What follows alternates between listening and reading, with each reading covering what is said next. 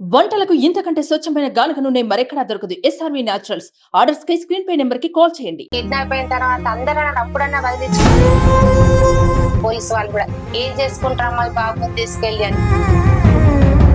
నేనేమన్నంటే అప్పుడు కూడా చనిపోయింది అని చెప్పండి, శవాన్ని తీసుకొని వెళ్తాను. బ్రతుకున్నాడని ఏంటి, బాబుని తీసుకొని వెళ్ళి నేను కష్టపడి చదువుకుంటాను. అది అమ్మాని కూడా పిలవాడు మా సాయి. నన్ను ఏమని పిలుస్తాడు తెలుసా? తల్లి అని పిలుస్తాడు.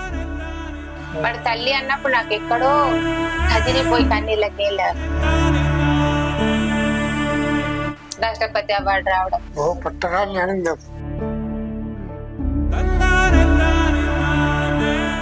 నమస్తే, welcome to Suman TV Karimnagar. నా పేరు వినయ్. కరీంనగర్ జిల్లా చింతకుంట శాంతినగర్ లో ఇందిరమ్మ కాలనీ రోడ్ నెంబర్ 1 లో ఉన్నాము. ఇక్కడికి రావడానికి గల కారణం ఏంటంటే 2017 సంవత్సరంలో రాష్ట్రపతి గ్రహీత చాత సాయికృష్ణ గారి ఇంటికి అయితే మనం వచ్చాము. అసలు రాష్ట్రపతి అవార్డు పొందడం అనేది ఒక గొప్ప విషయం అండి. సో అతడు ఇంకా ఒక దివ్యాంగుడు అయ్యి ఉండి కూడా రాష్ట్రపతి అవార్డు ఏ విధంగా గెలిచాడు. ఇంకొక విషయం చెప్పాల్సింది ఏంటంటే చాత సాయికృష్ణ అనే వ్యక్తి ఒక అనాథ. ప్రస్తుతం చాత సాయికృష్ణ అసలు మానసిక పరిస్థితి ఏ విధంగా ఉంది, ఒక దివ్యాంగుడు అయి ఉండి తన పనులు తను ఏ విధంగా చేసుకుంటున్నాడో తెలుసుకోవడానికి ప్రస్తుతం మనం శాంతినగర్ లోని ఇందిరమ్మ కాలనీకి అయితే వచ్చేసాము. ఒకసారి లోపలికి వెళ్ళి వాళ్ళ పేరెంట్స్ తోని సాయికృష్ణతో మాట్లాడే ప్రయత్నం అయితే చేద్దాము. రండి.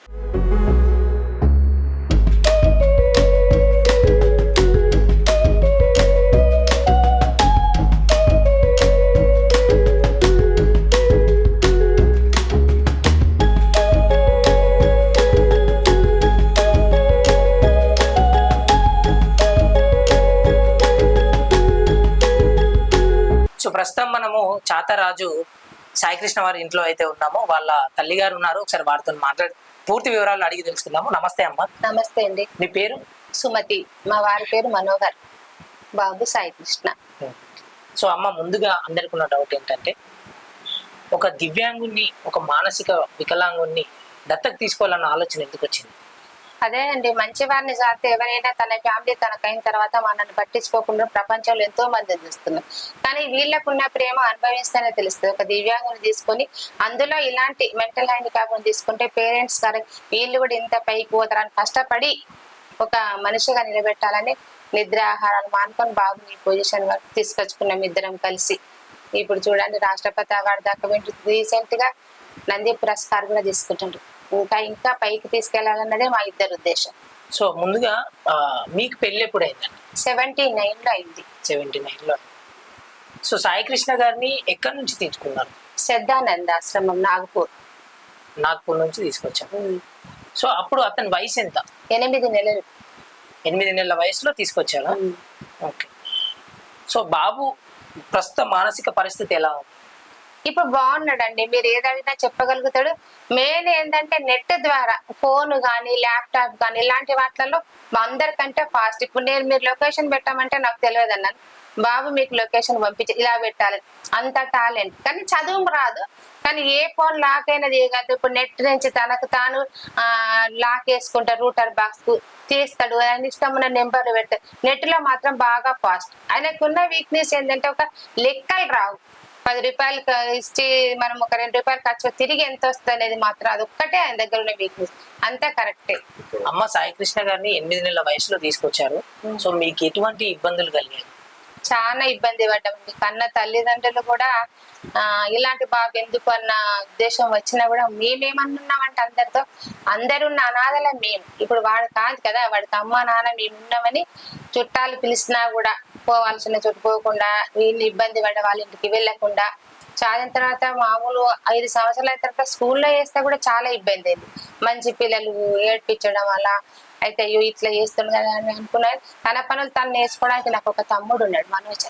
ఆ అబ్బాయి మొత్తం పనులన్నీ నేర్పించిండు. లెట్రిన్ కట్టుకోవడం, తనకు తానన్ని చేసుకోవడం తమ్ముడు నేర్పించిండు. ఇంకా తర్వాత స్కూల్ కు ఎట్లా అనుకుని వేరే స్కూళ్ళలో ఎక్కడ వేసినా కూడా ఇబ్బంది అవుతుందని చెప్పి ఎలన్ కలర్ అని స్కూల్ హైదరాబాద్ లో ఉంది, స్పెషల్ స్కూల్ అంటే అందులో వేసాం బాబు. అక్కడ వేసిన తర్వాత ఏమైందంటే, వేసిన తర్వాత ఒక 6 రోజులకి కిడ్నాప్ బాబు. కిడ్నాప్ అయిన తర్వాత అందరూ అప్పుడన్నా వదిలించుకొని లాస్ట్ అక్కడ హాస్టల్ వాళ్ళు కూడా ఇలాంటి బాబుని తీసుకొని మళ్ళీ ఏం చేసుకుంటారు, నేరడ్మెట్ పోలీస్ స్టేషన్ లో వాళ్ళు కూడా అన్నారు, పోలీసు వాళ్ళు కూడా ఏం చేసుకుంటారమ్మా బాబుని తీసుకెళ్ళి అని. నాకు మనసు ఒప్పలేదండి. నేనేమన్నంటే అప్పుడు కూడా చనిపోయింది అని చెప్పండి, శవాన్ని తీసుకొని వెళ్తా. బ్రతుకున్నాడని ఏంటి బాబుని తీసుకుని వెళ్ళి నేను కష్టపడి చదువుకుంటాను. కానీ బాబు ఎక్కడో బ్రతుకుతున్నాడు అంటే నేను బ్రతకలేను. నా బాబు నాకు కావాలంటే మళ్ళీ ఎక్కడంటే తెనాలి డిస్టిక్ లో చెరుకుపల్లిలో దొరికింది బాబు. ఏ సంవత్సరంలో కిడ్నాప్ అయ్యారు? 2001 6 సంవత్సరాలు 7 సంవత్సరాల బాబు అప్పుడే కిడ్నాప్. అప్పుడు నేను మళ్ళీ తెనాలి చెరుకుపల్లికి వెళ్ళి నా బాబుని నేను తీసుకొచ్చుకొని నా దగ్గరే ఉంచుకున్నాను. అప్పుడు కొన్ని ఒక 2 సంవత్సరాలు ఉంచుకున్న తర్వాత మళ్ళీ మా చుట్టాలైన ఒక ఆయన వచ్చి ఇంతకమ్మా కొంచెం ట్రైనింగ్ స్కూల్లో వేస్తే బాగైతే అంటే ఇక్కడ డ్యామ్ లో ఉంది ఫ్రీడమ్ ఫైటర్ ట్రస్ట్, ఆ స్కూల్లో వేసి అప్పుడు హాస్టల్లో మేము గోదావరిఖంలో ఉండి బాబుని హాస్టల్ వేస్తే ఇంకా కాస్త తెలివి పెరిగి తనకు తాను బట్టలు చదువుకోవడం అలాంటి పనులు వచ్చినాయి. 2005 నుంచి వెళ్ళి 15 వరకు 10 సంవత్సరాలు ఉంచాను హాస్టల్. కానీ నేను 15 రోజులకు ఒకసారి వచ్చి మా బాబుని చూసుకొని తినిపించుకొని వెళ్ళేది. 15లో వాళ్ళ డాడీ రిటైర్మెంట్ అయింది. అప్పుడు ఇక్కడికి వచ్చి చిన్న ఇల్లు కొనుక్కొని ఇక్కడ ఉన్న తర్వాత అనుకున్నాం అన్నట్టు బాబు ఇట్లా ఉన్నాడు, మన పరిస్థితి ఇట్లా ఉంది, ఫ్యూచర్ లో బాబు పేరు మీద ఏదన్నా ఒక యూనిట్ పెట్టాలి ఎలా అని అనుకున్న తర్వాత మాకు కిషోర్ అని ఒక కడప డిస్టిక్ ఆయన చూసి మీరు ఇస్తారు మిషన్ తెచ్చుకోండి నేను మెటీరియల్ ఇస్తానంటే సరే నా బాబు దగ్గర మెటీరియల్ తీసుకొచ్చుకొని ఒక గుంటన్నర స్థలం కొనుక్కున్నాం వెనక్కి. కొనుక్కొని దాంట్లో యూనిట్ స్టార్ట్ చేసుకుంటాం. ఈయనకు ట్రైనింగ్ సర్టిఫికెట్ కూడా ఆ బాబే ఇచ్చిండ్రు. అట్లా యూనిట్ స్టార్ట్ చేసుకున్న తర్వాత అప్పుడు నేను చెప్తున్నా నమస్తే తెలంగాణ దాంట్లో చిన్న పేపర్ లో ఎవరన్నా ఇట్లా ట్రైనింగ్ పొంది తన పనులు తను చేసుకొని సాయి కృష్ణ గారికి టాలెంట్స్ ఏంటి అనే పేపర్ ప్లేట్స్ నాన్న మనం స్వీట్ పెట్టినకపోతే ప్లేట్ మినిమం రోజుకి 5,000 ప్లేట్ అయినా కొట్టగలుగుతాడు. మరి టిఫిన్ ప్లేట్స్ అయితే తనకు తను సొంతంగా చేయగలుగుతాడు. పోనీ ల్యాప్టాప్ కానీ ఫోన్ కానీ ఇప్పుడు ఎవరైనా వస్తే తొందరగా రిసీవ్ చేసుకోవడం, రాగానే నమస్తే అనడం, ఇంకా హెల్పింగ్ నేచర్ అయితే బాగా అంటే ఎవరన్నా ఏజ్ బార్ వాళ్ళు కానీ చిన్న పిల్లలు కానీ రోడ్డు దాటలేకుండా చేయకుండా హెల్పింగ్ బాగా చేస్తాడు. ఇవన్నీ ఎవరు నేర్పించారు? ఇంకా వెనకాల మేము చెయ్యంగా చూస్తున్నాడు కదా చేస్తాడు. ఎవరిని ఇబ్బంది పెట్టాడు. ఎవరినైనా రారా అంటే ఎందుకంటున్నావు ఆయనకి పేరుంది ఆ పేరు పెట్టి పిలవమని చెప్తాడు. అంత మర్యాద ఆయనకి. వాళ్ళ డాడీ చెప్తాడు, నేను చెప్తాను ఇట్లా కాదు బెటర్ రాగానే ఇప్పుడు వాళ్ళ అన్నయ్య వాళ్ళు వస్తారు నమస్తే అనాలి, కూర్చోమనాలి, వాటర్ తెచ్చియాలి. మన ఏంటంటే నా ప్లస్ పాయింట్ ఏంటిదంటే నేను చెప్పినట్టు వాడు వినడం, తనకు అన్ని నేర్పించుకోగలుగుతున్నా. ఇది కాదు ఇప్పుడు డ్రెస్ కోడ్ అయింది, ఇది కాదు నాన్న ఇది వేసుకోమంటే వేసుకుంటాడు. షాప్కి వెళ్తే డ్రెస్సుల సెలెక్షన్ కూడా ఆయనే చేసుకుంటాడు, నాకు ఇది కావాలి. సో సాయి కృష్ణ గారికి ఇప్పటి వరకు తనకి తల్లిదండ్రులు గతంలో ఉండేవారు అని తెలుసా? తెలియదు. సో మీరే సొంత తల్లిదండ్రులుగా ఫీల్ అవుతున్నారు. సో చిన్నప్పటి నుంచి మీరే చూసుకున్నారు కాబట్టి ఆబ్వియస్లీ మీరే ఒక తల్లిదండ్రులాగా అతని బాగోగులు అన్ని చూసుకుంటున్నారు. కానీ అమ్మాని కూడా పిలవాడు మా సాయి. నన్ను ఏమని పిలుస్తాడు తెలుసా? తల్లి అని పిలుస్తాడు. వాడు తల్లి అన్నప్పుడు నాకు ఎక్కడో కదిలిపోయి కన్నీళ్ళకి నీళ్ళు వస్తాయి. ఎంత దూరంలో ఓ తల్లి అని పిలుస్తాడు. వాళ్ళ డాడీని యాయా అని పిలుస్తాడు. సో సాయి కృష్ణ గారికి హాస్పిటల్స్ లో కానీ ఏదైనా అవసరాలు ఉంటాయా? ఉంటాయి కానీ నాన్న నేను స్పెషల్ గా మాత్రం బ్రెయిన్ ఇంప్రూవ్ కానీ మెడిసిన్స్ ఏం వాడట్లేదు నాన్న. ఒక టానిక్ ఉంటది ఏంటంటే హార్మోన్స్ కంట్రోల్ అని ఉంటది. ఒక టానిక్ వచ్చి 750 రూపాయలు ఉంటుంది. అవి నెలకి 6 పడతాయి, అవి వాడతాను. ఇంకా హెల్త్ పరంగా అంటే ఎప్పుడు ఫుడ్ కంట్రోల్ గా పెట్టు, మంచి పొద్దున్న లేవంగానే అట్టు పెట్టడం, మధ్యాహ్నం నాన్ వెజ్ మాత్రం తినండి, కూరగాయలు అన్ని మంచిగా ఇది ఏ సీజన్ లో ఉన్న ఆ సీజన్ పండ్లు అలాంటి ఫుడ్ కంట్రోల్ తోనే గానీ జబ్బు అంటూ ఇది కడుపు నొప్పి జ్వరం అలాంటివి ఏం రావు. నేనే చూసుకుంటూ ఉంటాను. కొంచెం హీట్ ఎక్కువైందంటే ఏం పెట్టాలి, ఇవాళ ఈ కూర తిని అట్లా ఫుడ్ కంట్రోల్ తోనే పెంచుకుంటూ వస్తున్నాం. కానీ కాకపోతే హార్మోన్ కంట్రోల్ టానిక్ మాత్రం ఒకటి ఎప్పుడు తరచు వాడుతూనే ఉంటాం ఒక్కటైతే.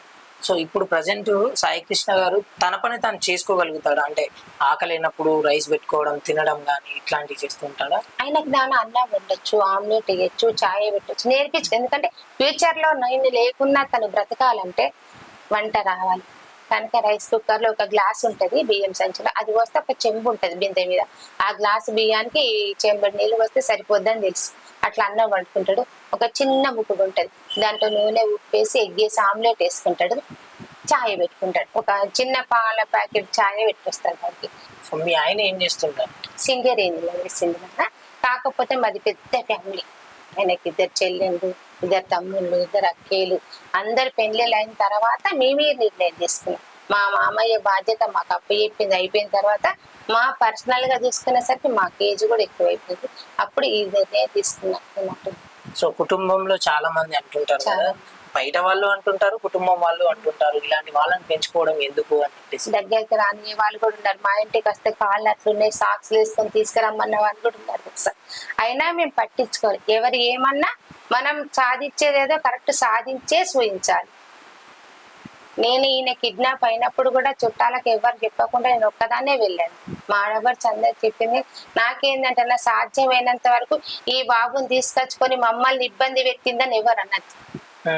మేమిద్దరమే చేసుకోవాలి. ఏ పనైనా మేమే చెప్పుకోవాలి, మేమే చేసుకోవాలి. ఎవరిని చుట్టాలని కూడా ఇబ్బంది పెట్టాలని నాకు ఉండదు. నా అనుకున్న వాళ్ళు నా వాళ్ళు, కానీ వీళ్ళని నా వాళ్ళు అనుకోవాలిగా. అనుకోకపోతే నా మనసు బాధపడుతుంది కదా. అందుకని నేను ఎక్కువ చుట్టాలి ఇండల్లో కూడా పోను. సో ఇప్పుడు రాష్ట్రపతి అవార్డు వచ్చిన తర్వాత వాళ్ళ రియాక్షన్ ఎలా ఉంది? మోగని నెంబర్ కూడా ఫోన్ లో మోగింది ఎలా వచ్చిందని. ఆ వసుంధర పేపర్ చూసి అది ఇంత కష్టపడ్డదా అని బాధపడ్డారట. కానీ నా కష్టం మాత్రం ఎవరికి చెప్పుకోలేదు. ఇప్పుడు కూడా మీరు అడుగుతున్నారని చెప్తున్నా గానీ, లేకపోతే నాకు ఇష్టమే. కష్టాన్ని ఇష్టపడ్డా కనుక నేను ఇంత ముందుకు పోగలను. వాడంటే నాకు ఇక చాలా ఇష్టం. ఒక 20 నిమిషాలు కనబడకపోతే నేను ఒక్కదాన్నే డిడ్డు అని పిలుచుకుంటా. ఆ డిడ్డు ఇప్పుడు మీరు పిలిచినా మనకి బీపీ పెరుగుతుంది. ఒక అది తల్లి నిక్ నేమ్ డిడ్డు. డిడ్డు అని పిలిస్తే ఎక్కడున్నా వస్తాడు. అసలు ఏ విధంగా అప్లై చేసుకున్నారు? అసలు మీకు ఎవరు సహాయపడ్డారు? నాది వచ్చినప్పుడు నేను కొంతమందిని అడిగాను. వీళ్ళ స్కూల్ అట్లాంటి సిబ్బంది దగ్గర వాడికి ఏమొస్తే 4 ఏమో తీసేసిన వాళ్ళు కూడా ఉన్నారు. వద్దు అని. లేదు నేను చేసే చూపిస్తాను, నేను అప్లై చెయ్యి. నమస్తే తెలంగాణ పేపర్లో చిన్న కటింగ్ వచ్చింది అన్నట్టు. దాన్ని పట్టుకొని పాపం నర్మదా మేడం అని ఉంటది ఏడీ ఆఫీస్ లో, ఆమె కూడా హ్యాండిక్యాప్. పాపం ఆమె అన్నది, అమ్మ నువ్వు చేయగలుగుతా, నేను చేస్తాను, మీరు ఏ పేపర్ అయినా నేను తీసుకొచ్చిస్తా అంటే సరే అంటే అది వరకే నాకు ట్రైనింగ్ పేపర్ ఉంది, ట్రైనింగ్ తోనే పెట్టాం కదా ఆ పేపర్. దానికి ఇన్కమ్ ట్యాక్స్ అంటే మనం ఫ్యామిలీ పరంగా చేసుకున్న దానికి ఇన్కమ్ ట్యాక్స్ ఉండదు కదా మేడం. నాకు ఇన్కమ్ ట్యాక్స్ గిట్ట ఏం లేవంటే సరే ఎన్ని పేపర్లు ఉంటాయని పెట్టామంటే లాస్ట్ కి ఈయనది బర్త్ సర్టిఫికెట్ అని అవి ఇవన్నీ నేనది అడాప్టేషన్ పేపర్ అన్ని పెట్టి దాంట్లో మళ్ళీ సర్టిఫికెట్ పెట్టిన తర్వాత తీరే టైంకు గెస్టెడ్ సంతకం కావాలంటే ఒక లాయర్ భాగ్యం ఉంటారు, ఆమె వాళ్ళ చెల్లెతో గెస్టెడ్ సంతకం చేయించుకొచ్చిస్తే అప్పుడు పంపించిన తర్వాత వస్తుందా అని అనుకున్నా. కానీ ఫోను మీ బాబు ఎంపికైండు అని చెప్పిన రోజు నాకైతే ఎంత సంతోషమైందో. నా బాబు రాష్ట్రపతికి ఎంపికైనా. మేడం దగ్గరకు పోతే ఆమె కూడా మన సాయి ఎంపికైందా, అసలు ఈ కర్నూలు డిస్ట్రిక్ట్ ఏడీ ఆఫీస్ నుంచి ఈయననే ఫస్ట్ అని వాళ్ళు కూడా సంతోషపడ్డారు. మా క్లాస్ లో కూడా ఇదే ఫస్ట్ రాష్ట్రపతి అవార్డు రావడం. మా క్యాస్ట్ వాళ్ళు కూడా ఆకాంక్ష వేణుమాధవ్ మా అధ్యక్షుడు, ఆయన కూడా మా సంఘానికి పిలిపించుకున్నారు. అప్పుడు మేమంటే ఏంటిది అనేది మా క్యాస్ట్ లో తెలిసింది, చుట్టరికంలో అందరికీ తెలిసింది. ఇట్లాంటి వాళ్ళని చదువుకుంటే కూడా ఇంత పైకి పోవచ్చని ఇలాంటి పేరెంట్స్ కూడా తెలిసింది. నా ఉద్దేశం మెయిన్ అదే నాన్న, ఇలాంటి పిల్లలను దాచిపెట్టుకోవద్దు ఉన్నాడు అని. ఇది అందరు ఏమనుకుంటారు ప్రపంచంలో, ఇట్లాంటి దివ్యాంగులు ఉన్నారంటే వీళ్ళ జీవితాంతం చాదాలి అని కాదు, వీళ్ళ ద్వారా మనం కూడా బ్రతకచ్చు అనే నిదానాన్ని ముందుకు తీసుకుపోవాలని నేను అనుకునేది. ఏంటంటే వీళ్ళకి లీగల్ గార్డియన్షిప్ అని ఉంటుంది నాన్న, అది అప్లై చేస్తే 40% 50% సబ్సిడీతో బ్యాంక్ లోన్స్ కూడా ఇస్తుంది. కానీ నేను ఎందుకు తీసుకోలేదంటే నాకు ఏజ్ ఎక్కువైపోయింది. ఆ లోన్ కట్టకపోతే ఉన్న ఆస్తి కూడా పోతుంది. నేను తీసుకోలేదు, నేను సెల్ఫ్ ఎంప్లాయ్మెంట్ కిందనే పెట్టుకొని బాబుని చదువులో తీసుకెళ్ళి. ఇప్పుడు కొంచెం కష్టమైంది, ఎందుకంటే అట్ట రేటు వేది, అది కంపెనీ మూతవాడి ఇప్పుడు బాగా ఇబ్బందులు అవుతుంది మాకు. సో ఇప్పుడు ఆ పేపర్ ప్లేట్ బిజినెస్ నడుస్తలేదు నాన్న, ఎందుకంటే అట్ట రేటు పెరిగింది బాగా. మేము అట్ట తయారు చేసుకోవాలనుకుంటే మాకు స్థలం బాగా కావాలి. మాకున్నదే 1.5 స్థలం, అందులో ఆ యూనిట్ పెట్టుకునేసరికి స్థలం అయిపోయింది. కనుక మేము గవర్నమెంట్ కూడా అప్లై చేసుకున్నాం, కావాలి ఇస్తా అన్నారు, కానీ ఇంకా స్థలం కూడా ఇవ్వలేదు. ఇంకా మనీ అంటారు, రిటైర్మెంట్ అయిన తర్వాత వచ్చిన డబ్బుతో ఇప్పుడు ఉన్న ఈ చిన్నిళ్ళు కొనుక్కున్నాం, ఆ స్థలం కొనుక్కున్నాం, అందులో యూనిట్ కట్టుకోవడం, మిషన్లు కొనుక్కోవడం. వాళ్ళ డాడీ పెన్షన్ ఎంత నాన్న 12,000 వస్తుంది. అందులో మందులకే అవుతాయి కదా, నెలకు 5,000 వరకు మందులకే అవుతాయి ఈయనకి. అవి ప్రైవేట్ లో మళ్ళీ మనం ఆర్డర్ ఇచ్చి తెప్పించుకోవాలి, ఇక్కడ మెడికల్ షాపులలో ఉండవు. ఆర్డర్ ఇచ్చి తెప్పించుకోవాలి మందులు తీసుకొచ్చుకోండు. ఇంకా ఉంటది కదా ఖర్చు, ఇల్లు అన్నప్పుడు. ఇప్పుడు పొద్దున టిఫిన్ ఒక్కొక్కసారి మనం చేస్తే తింటే, లేకుంటే హోటల్లో కావాలంటే. అందరిలాగా మనకు డబ్బు తక్కువ ఉందని వాడికి తెలియదు కదా, ఏదంటే అది తెచ్చి పెట్టాలి. అట్లా ఇబ్బంది అయితే పోనీ అదే రెంట్కి ఇస్తామన్నా కూడా రెంట్కి ఇచ్చే పర్పస్ లేదు, మొత్తం లీజ్గా తీసుకోవాలి కంపెనీ. ఎవరు లీజు తీసుకోవడానికి కూడా ముందుకు రావట్లేదు. ఎందుకంటే అందరికి వీళ్ళు ఎందుకు బంద్ చేసిండ్రు, మనకి ఏడ నడుస్తున్న డౌట్. కానీ అది అట్ట రేటు బాగా పెరిగిందన్న. అంతకు ముందు మనకు బెండల్స్ వేస్తురో, ఇప్పుడు రోల్ అట్ట తయారు చేసే కంపెనీ వాళ్ళకి మిషన్లు లేకుండే, మనకి ఇద్దరు మనది. ఇప్పుడు అట్ట కంపెనీ తయారు చేసే వాళ్ళు కూడా మిషన్లు పెట్టుకునేసరికి మనకి ఇచ్చే రేటుకే వాళ్ళు ప్లేట్ అమ్ముతున్నారు. మనకేం వర్కౌట్ అవుతుంది కాదు కదా. ఇక ఇప్పుడు ఎవరైనా తీసుకుంటే వాళ్ళు ఎట్లా అమ్మంటే వాళ్ళకి వ్యాన్ ఉంటే చుట్టుపక్కల వేసుకొచ్చుకుంటే పని చేస్తుంది. మాకు వ్యాన్కి డాడీ ఏది ఇప్పుడు 70, నాకు 62. వ్యాన్ నడిపే ఏజ్ వాళ్ళ డాడీకి లేదు, అది పెట్టుకొని నడిపే శక్తి నాకు లేదు. అందుకని కొంచెం ఇబ్బంది అవుతుంది. అది బంద్ అవుతూ ఆ పెన్షన్ మీద బ్రతుకుడికి బాబుని చదువుకోవడానికి కొంచెం కష్టం అవుతుంది. ప్రస్తుతం ఆర్థిక పరిస్థితి కూడా బాగాలేదు. బాగాలేదు. ఇప్పుడు వాళ్ళ మమ్మీతోనైతే మాట్లాడాం కదా, ఇప్పుడు సాయి కృష్ణ గారితో కూడా మాట్లాడదాము. నమస్తే సాయి కృష్ణ గారు. నమస్కారం. బాగున్నారా? సో ఏంటిది తెలుసా? Gold medal. గోల్డ్ మెడల్ రాష్ట్రపతి ఎవరు ఇచ్చారు? అది రాష్ట్రపతి గారు ఇచ్చారు. మీ తల్లి గారి పేరేంటి? సుమతి. తండ్రి పేరు? మనోహర్. మీ పేరు? సాయి. సాయి. సో మీకు పేపర్ ప్లేట్ల బిజినెస్ ఉందంట కదా? ఉంది. సో ఎన్ని చేస్తారు రోజు? 2 బెండల్స్. 20 బెండల్స్ చేస్తారా? సో సాయి కృష్ణ, నువ్వు పేపర్ ప్లేట్స్ తో సహా ఇంకేమైనా చేయొచ్చా? పనులు ఏమన్నా వచ్చా? పిండి గిరిని పడతావా?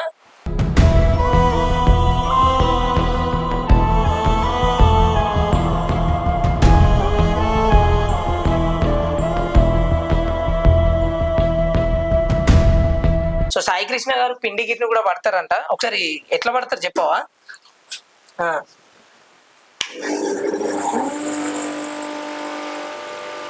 బియ్యం. ఓకే, ఇక్కడ బియ్యం వేసి అయితే సాయి కృష్ణ పిండి గిరిని పడతాడంట.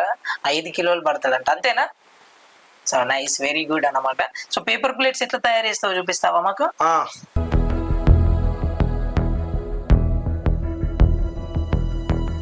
సో సాయి కృష్ణ వాళ్ళ ఫ్యాక్టరీలోకి అయితే మనమైతే వచ్చేసాము. సో సాయి కృష్ణ, ఇవన్నీ ఏంటి? పేపర్ ప్లేట్స్ తయారు చేస్తారా? ఇది దేనికోసం?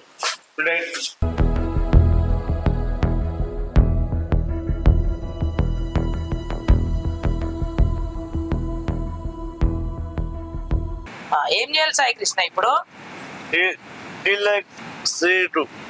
ఇట్లా పెట్టాలి.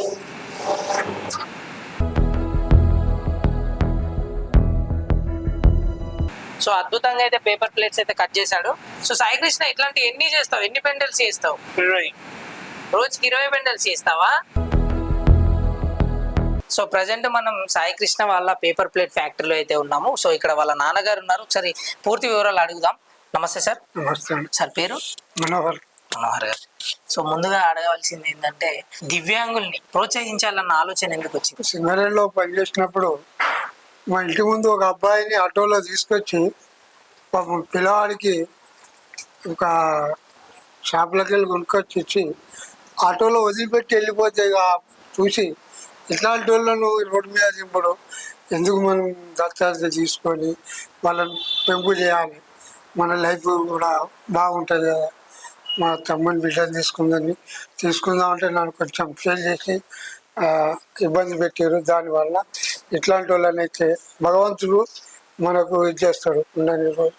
వాళ్ళకు కూడా మనం జీవనోపాధి ఒక రకంగా తీసుకురావాలన్న ఉద్దేశం కొద్దీ మా శ్రీమతి చేయబట్టి ముందుకు వచ్చేసి ఇద్దరం విచారం చేసుకొని ఇట్లాంటి దానికి ముందు. సో దివ్యాంగులని ఇట్లా మానసికంగా పరిస్థితి బాగాలేని వాళ్ళని పెంచుకోవడం వల్ల చాలా ఇబ్బందులు అవుతాయని చెప్పి చాలా మంది అనుకుంటుంటారు. అవన్నింటినీ మీరు అనుకోనే తీసుకున్నారా? అవన్నీ అనుకునే తీసుకొని వాళ్ళని ఒక రేవులా తీసుకురావాలి. ఏ విధంగా వాళ్ళ క్రమశిక్షణ ఏ విధంగా ఉన్నారు, ఎట్లయితే బాగుపడతారు, దేని వలన డాక్టర్లకు చూసి దేని చూసిన మానసికంగా వాళ్ళే మనకు దేవుళ్ళతో సమానం లెక్క చూసుకోవచ్చు అని నా ఉద్దేశంతో మేము దత్తత తీసుకోవడం జరిగింది నాగ్పూర్లో. సో మీరు సింగరేణి ఎంప్లాయీ అయ్యింది. సో ఇప్పుడున్న ఆర్థిక పరిస్థితి ఎలా ఉంది? ఇప్పుడు వాని వలన మాకు ఎలాంటి ఇబ్బంది ఏం లేదు. కాకపోతే ఆర్థికంగా లోపలికైనా కానీ వాడే మాకు సర్వస్వం. మా కుటుంబం కానీ దోస్తాలు కానీ ఏదైనా సర్వం వాడే మాకు దేవుడు. సో సార్, సమాజంలో కూడా అందరు అంటూ ఉంటారు, మానసికంగా బాగాలేని వ్యక్తిని మీరు పెంచుకుంటున్నారు కదా, ఫ్యూచర్ లో అతన్ని ఏ విధంగా చూసుకుంటారు, అలాగే మీకు కూడా బడెన్ పడుతుంది అని చెప్పేసి అంటూ ఉంటారు. సో దానికోసం మీరు ఏమంటారు? మేము ఉన్నంతసేపు వాడిని మంచిగానే చూసుకుంటాం. మా చదువులో మేము పోయేటప్పుడు కూడా వాడిని కూడా ఒక ఆశ్రమం లాగా ఏర్పరిచి మా ఉన్న ఆస్తులు ఏమున్నా కూడా వాళ్ళు ఒక ఆశ్రమం చేసేసి ఒక మెయింటెనెన్స్ ఎవరైనా పర్వాలేదు, వికలాంగుల తల్లిదండ్రులే కానీ లేకపోతే ఎవరైనా కానీ మంచి పోషణ ఇచ్చేటోళ్ళకే వాళ్ళ చేతులు పెట్టేసి మేము ఇది వెళ్ళాలని అనుకుంటున్నాం. ఇది ఉన్నంతసేపు మాత్రం వాడిని మంచిగా చూసుకుంటాం. జనాలు కూడా ఎంతో మంది ఎన్నో రకాలు అన్నారు, ఈ పిల్లవాడింది వాడింది ఎన్నో అవమానాలు కూడా భరించడం, అయినా కూడా మేము ముందుకు వెళ్తాం.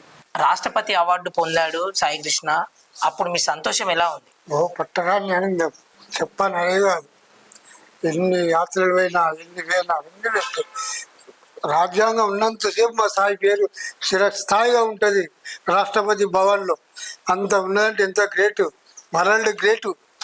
రెండవది విషయం ఏంటంటే ఒక స్పోర్ట్స్ మెన్కి ఇస్తారు అవార్డు, ఒక వైద్యునికి ఇస్తారు, ఒక సైంటిస్ట్కి ఇస్తారు, ఒక న్యాయవాదికి ఇస్తారు, ఒక మిలిటరీ వాళ్ళకి ఇస్తారు. వికలాంగుల కోసం వచ్చిన కోటాలు ఎన్నడన్నా ఈ ఇండియాలో ఎవరికన్నా ఉన్నదంటే అది మా సాయిదే. ఎంత ప్రోత్సహించిండు, మంచి మంచి నాయకులు కూడా ప్రోత్సహించారు సాయిని. చివరికి వస్తే అన్నరాని మాటలు ఎవరైతే ప్రోత్సహించారో వాళ్ళే అన్నరాని అపనిందలు వేసినా భరించుకొని సపరేట్గా ఊరుకోండి. నా కొడుకు ఎన్ని లక్షలు ఎన్ని వేలు ఎంత పెట్టుకుంటే ఢిల్లీ చూడాలి మనం, ఆ రాష్ట్రపతి కలవాలంటే ఎంత కావాలి చెప్పండి, ఎవరి తరం అవుతుంది? అట్లాంటివి మాకు దేవుడు వాడు సాయి కృష్ణ మమ్మల్ని తీసుకుపోయి ఆయన కల్పించిండంటే మేము ఎంత ధన్యులం. వాడు కాదు, మేము ధన్యులం. మమ్మల్ని అన్న తల్లిదండ్రులు కూడా ధన్యులే వాళ్ళు కూడా. సో ప్రస్తుతము సాయి కృష్ణ వాళ్ళ తల్లిదండ్రులు మీకు ఏం చెప్పాలనుకున్నారో ఒకసారి అడిగి తెలుసుకుందాము. మీ మీడియా ద్వారా నేను చెప్పేది ఏంటంటే నాన్న, మాకు పిల్లలకి గవర్నమెంట్ ఒక బస్ పాస్ మాత్రం ఇస్తుంది.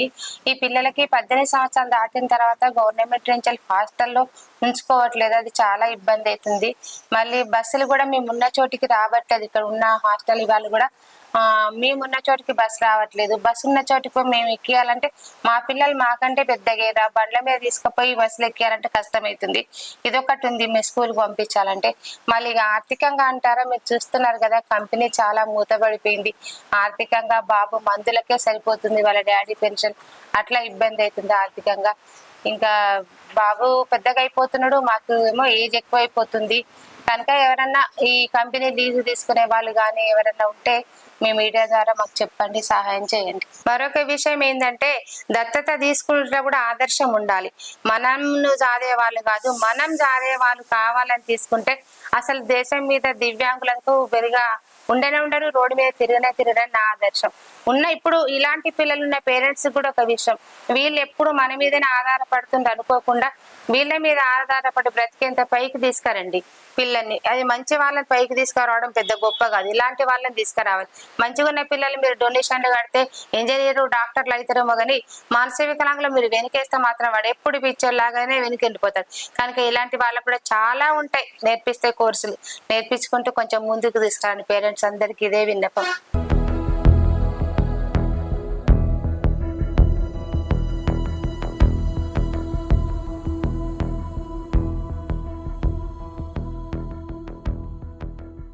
ఈ సుమన్ టీవీ వాళ్ళకు ధన్యవాదాలు. మీ ద్వారానన్నా మాకు మంచి సహాయం జరగాలని కోరుకుంటున్నాం. మా బాబు గురించి ప్రపంచమంతా తెలియజేస్తున్నందుకు ఇంకా ఇంకా చాలా సంతోషంగా ఉంది. మీ టీవీ వాళ్ళకి మేము ఎప్పుడు కృతజ్ఞతగా ఉంటాం. సో చూశారు కదండి, సాయి కృష్ణ పరిస్థితి అయితే ఈ విధంగా ఉంది. వాళ్ళ తల్లిదండ్రులు కూడా తన ఆర్థిక పరిస్థితి చెప్పుకొని మనతోనైతే వాళ్ళ బాధనైతే షేర్ చేసుకోవడం అయితే జరిగింది. ఈ వీడియో చూస్తున్న మీకైతే నేను చెప్పాల్సింది ఏంటంటే, ఇక్కడ ఉన్న వీళ్ళ ఫ్యాక్టరీ అయితే ప్రజెంట్ అయితే మూతపడిపోయింది. ఎవరైనా కూడా దీన్ని లీజ్కి తీసుకోవాలంటే సుమన్ టీవీ కరీంనగర్ని ఒకసారి అప్రోచ్ అవ్వండి, వారితో మాట్లాడిపించే ప్రయత్నం అయితే చేస్తారు. సో సాయి కృష్ణకి ముందుగా చెప్పాల్సింది ఏంటంటే, ఇట్లాంటి అబ్బాయి రాష్ట్రపతి అవార్డు పొందిందంటే చాలా గర్వకారణంగా ఉంది. So Sai Krishna, congratulations. మా తరపున, సుమన్ టీవీ తరపున కంగ్రాచులేషన్స్. నువ్వు ఇట్లాగే మంచి మంచి పనులు నేర్చుకొని అందరికీ ఆదర్శంగా నిలవాలని మేము మనస్ఫూర్తిగా కోరుకుంటున్నాము. సరేనా? ఓకే. ఇలాంటి మంచి మంచి కంటెంట్స్ సుమన్ టీవీ ఎప్పుడు మీ ముందే ఉంటుంది. Camera person Prashanth, Vinay, Suman TV, Karimnagar.